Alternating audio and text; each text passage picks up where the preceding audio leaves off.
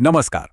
આજના આ વિશ્લેષણમાં આપણે એક એવા શાનદાર ડિવાઇસની વાત કરવાના છીએ જે એકદમ બેઝિક ફિઝિક્સનો ઉપયોગ કરીને મોટા અદૃશ્ય ઇલેક્ટ્રિકલ જોખમોને આસાનીથી માત આપે છે. ચાલો સીધા જ વિષય પર આવીએ. શું આપણે ક્યારેય વિચાર્યું છે કે પેલા વિશાળ હજારો લીટર ઓઇલથી ભરેલા ઇલેક્ટ્રિકલ ટ્રાન્સફોર્મરને અંદરથી ધડાકો થતાં કેવી રીતે બચાવી શકાય? વિચારો, જ્યારે ફોલ્ટ ટ્રાન્સફોર્મરની બરાબર અંદર હોય, જ્યાં આપણે કંઈ જોઈ શકતા નથી, ત્યારે તેનું મોનિટરિંગ કરવું કેટલું અઘરું બની જાય છે. બસ આવા જ સમયે ટ્રાન્સફોર્મરને બચાવવા માટે એક ખાસ પ્રકારના બોડીગાર્ડની જરૂર પડે છે.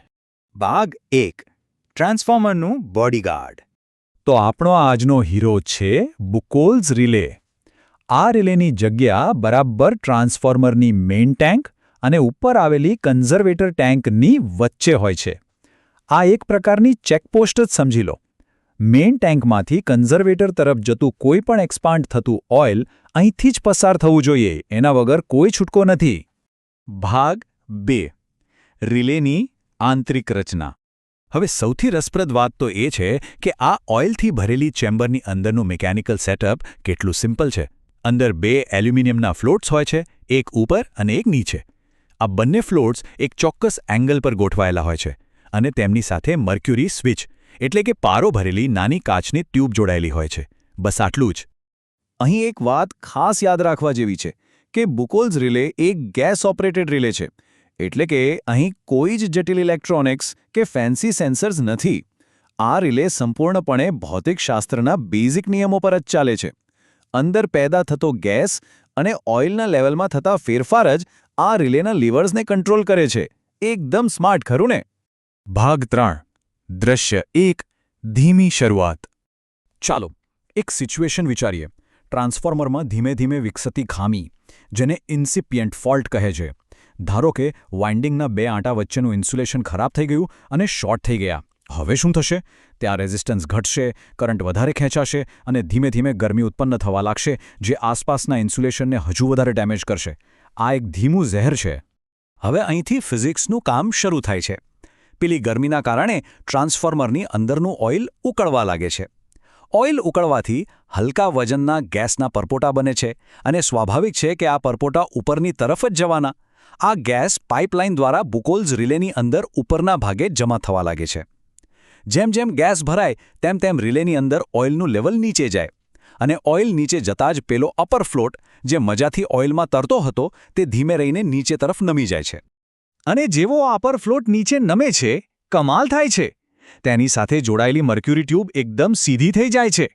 ટ્યુબની અંદર રહેલો પારો 2 કોન્ટેક્ટને જોડી દે છે. પોઝિટિવ અને નેગેટિવ ટર્મિનલ્સ ભેગા થાય એટલે સર્કિટ પૂર્ણ થાય અને તરત જ એક જોરદાર એલાર્મ બેલ વાગવા લાગે છે. આ બાબત રિલેના સૌથી પહેલા અને અગત્યના કામને શાનદાર રીતે સમજાવે છે. આ અપર ફ્લોટ ટ્રાન્સફોર્મર માટે એક જાતના સ્મોક ડિટેક્ટર જેવું કામ કરે છે.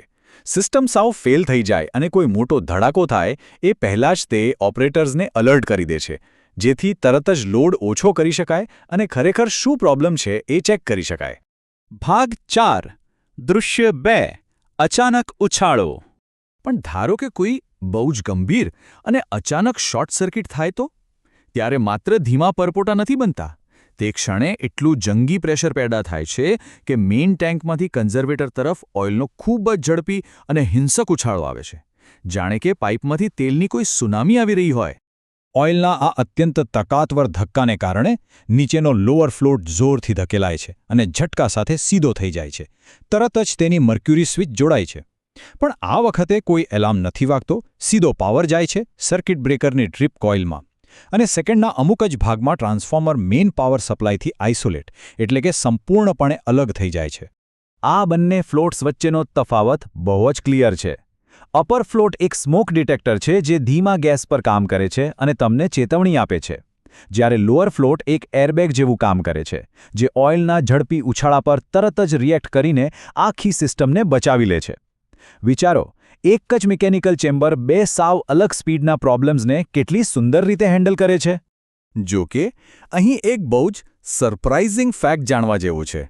લોઅર ફ્લોટ ભલે એક ઉત્તમ ફેલ સેફ મિકેનિઝમ હોય, પરંતુ આજના આધુનિક ઓવરકરન્ટ કે ડિફરન્શિયલ ઇલેક્ટ્રિકલ રિલે એટલા બધા ફાસ્ટ હોય છે કે ઓઇલનો ધક્કો પહેલાં મિકેનિકલ લોઅર ફ્લેપ સુધી પહોંચે એ પહેલાં જ તેઓ સિસ્ટમને ટ્રિપ કરી દે છે. હા, ઇલેક્ટ્રિકલ પ્રોટેક્શન મોટે ભાગે પહેલાં જ કામ પતાવી દે છે. ભાગ 5. કયા પ્રકારના ફોલ્ટ પકડાય છે? તો સવાલ એ થાય કે આ રિલે ખરેખર કયા કયા દુશ્મનો સામે રક્ષણ આપે છે? આની રેન્જ ઘણી મોટી છે. કોર બોલ્ટના ઇન્સ્યુલેશનનું ફેલ્યોર, કોઈ ચોક્કસ જગ્યાએ થતું ઓવરહીટિંગ, ટેન્કીમાં અચાનક હવા ઘૂસી જવી, લેમિનેશન શોર્ટ થવા, ઓઇલ લીકેજને લીધે લેવલ ઘટવું અને વાઇન્ડિંગમાં થતા કોઈપણ શોર્ટ સર્કિટ કે અર્થ ફોલ્ટ, આ બધા જ જોખમો સામે બુકોલ્સ રિલે એકદમ શાનદાર રક્ષણ આપે છે. ભાગ 6. ફાયદા અને મર્યાદાઓ. ચાલો હવે આખી વાતનું એક બેલેન્સ જોઈએ. આ રિલેના ફાયદા તો સ્પષ્ટ છે. એકદમ સાદી રચના અને મોટા નુકસાનની અગાઉથી જાણ. પણ તેની કેટલીક મર્યાદાઓ પણ છે. આની મર્ક્યુરી સ્વિચો ધ્રુજારી એટલે કે વાઇબ્રેશન પ્રત્યે ખૂબ જ સેન્સિટિવ હોય છે. કોઈકવાર બહારના વાઇબ્રેશનથી ખોટો એલાર્મ કે ફોલ્સ ટ્રિપિંગ પણ થઈ શકે છે. અને હા, યાદ રહે કે આ માત્ર ઓઇલ કૂલ ટ્રાન્સફોર્મર માટે જ કામ કરે છે, ડ્રાય ટાઈપ માટે નહીં. બીજી એક વાત છે એના ઓપરેટિંગ ટાઈમની. આ રિલેને ઓપરેટ થવામાં લગભગ 0.1 થી 0.2 સેકન્ડ જેટલો સમય લાગે છે. હવે આપણને એમ થાય કે આ તો બહુ ફાસ્ટ કહેવાય. પણ ના, હાઈ વોલ્ટેજ ઇલેક્ટ્રિકલ પ્રોટેક્શનની દુનિયામાં જ્યાં કામ મિલિસેકન્ડ્સમાં થતું હોય ત્યાં આ સમય ઘણો ધીમો ગણાય છે. અને છેલ્લી વાત, આ રિલે કંઈ દરેક ટ્રાન્સફોર્મર પર નથી લગાવાતો. આ ફક્ત મોટા હેવીવેઇટ ખેલાડીઓ માટે જ છે. ખાસ કરીને 500 kVA કે તેથી વધુ કેપેસિટી ધરાવતા મોટા ટ્રાન્સફોર્મરમાં જ તેનો ઉપયોગ થાય છે. નાના ટ્રાન્સફોર્મર માટે આવો ખર્ચ કરવો કે ડિઝાઇન બદલવી પ્રેક્ટિકલ નથી. તો આખી ચર્ચાનો સાર શું નીકળ્યો?